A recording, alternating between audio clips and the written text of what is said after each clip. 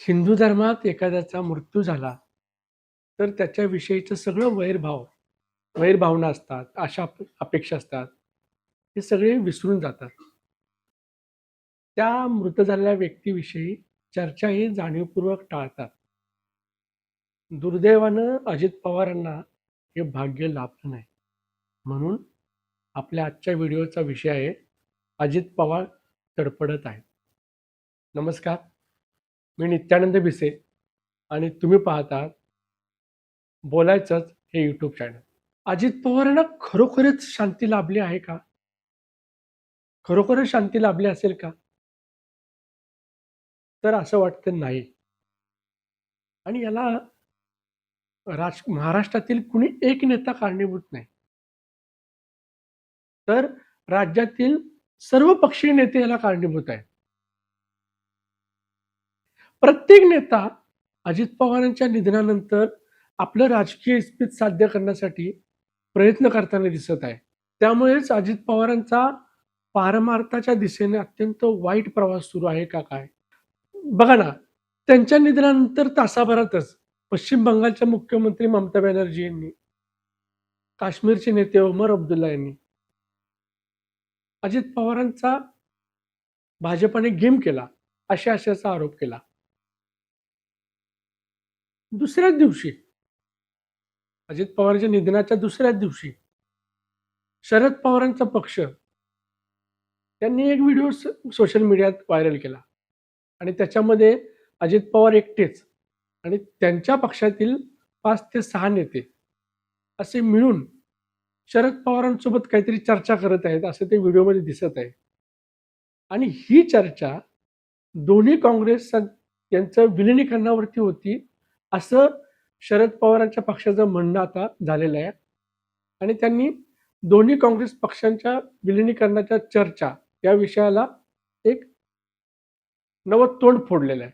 अजित पवारांच्या निधनाच्या तिसऱ्या दिवशी सुनील तटकरे आणि प्रफुल्ल पटेल यांनी, त्या दोघांनी सुनित्रा पवार, जे अजित पवारांच्या पत्नी आहेत, त्यांना मुंबईत आणलं आणि त्यांचा उपमुख्यमंत्री पदाचा शपथविधी उरकून टाकला. चौथ्या दिवशी अजित पवारांच्या पक्षातील आमदार अमोल मिटकरी यांनी एक ट्विट केलं आणि त्यात म्हणाले की अजित पवार यांचा अपघात नाही, तर हा घात होता. आता अजित पवारांचा अपघात नाही तर घात होता, असा आरोप मिटकरींनी केल्यानंतर हा घात भाजपानेच केलाय, असा आरोप इतर अनेक मंडळी करू लागलेत. कारण का? तर भाजपला दोन्ही काँग्रेसचं विलिनीकरण नको होतं, म्हणून हा त्यांनी प्रयत्न केला, म्हणून हा भाजपाने अपघात घडवून आणला आहे, असा हा आरोप आहे. बघा, अजित पवारांच्या निधनानंतर 11 दिवस उलटले, तरीही सुनित्रा पवारांचा शपथविधी,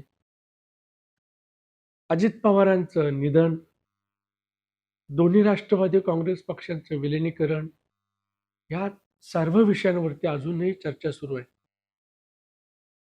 आता या उपर जाऊन रोहित पवार म्हणतायत की अजित पवारांचे निधनाला 13 दिवस उलटल्यानंतर मी प्रेस कॉन्फरन्स घेणार आहे आणि त्यामध्ये अजित पवारांचा घात होता की अपघात होता आणि दोन्ही काँग्रेस पक्षाचे विलिनीकरण सुरू होते यावरती चर्चा सुरू होती का, यावरती मी चर्चा करणार, यावरती मी माहिती देणार आहे.